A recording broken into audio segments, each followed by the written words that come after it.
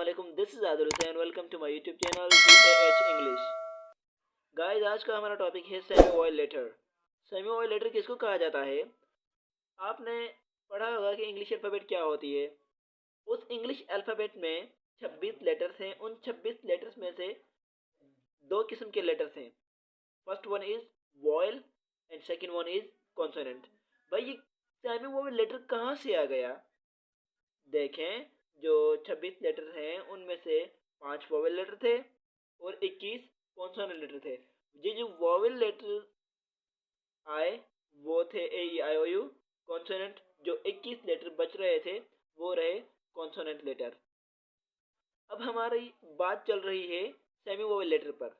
Semi vowel letter कैसे हुए, ये क्यों कहलाते हैं? क्योंकि ये वॉइल लेटर की तौर पर भी काम करते हैं, इसीलिए उनको वॉयल के तौर पर जाहिर किया जा रहा है। और ये कॉन्सोनेंट के तौर पर भी काम करते हैं, इसीलिए इसको कॉन्सोनेंट भी कहा जाता है। चलिए देखते हैं सेमी वोवेल लेटर क्या होते हैं, उसको उसकी डेफिनेशन और एग्जांपल की मदद से समझेंगे।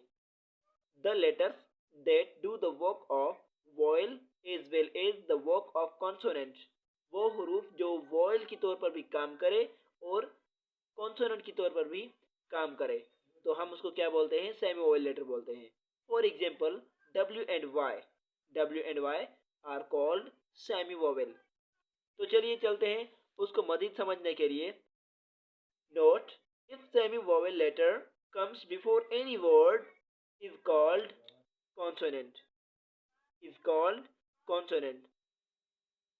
एग्जाम्पल ये शो करते हैं कि ये जो सेमी वोवेल लेटर हैं अगर किसी भी वर्ड से पहले आ जाएं तो हम उसको कॉन्सोनेंट का नाम देते हैं। ठीक है, जैसे WAR, ये एक वर्ड है।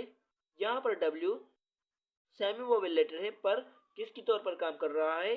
कॉन्सोनेंट के तौर पर काम कर रहा है, क्योंकि ये जो W है इस वर्ड में पहले आया है, स्टार्टिंग में आया है, हम इसको कॉन्सोनेंट का नाम देंगे।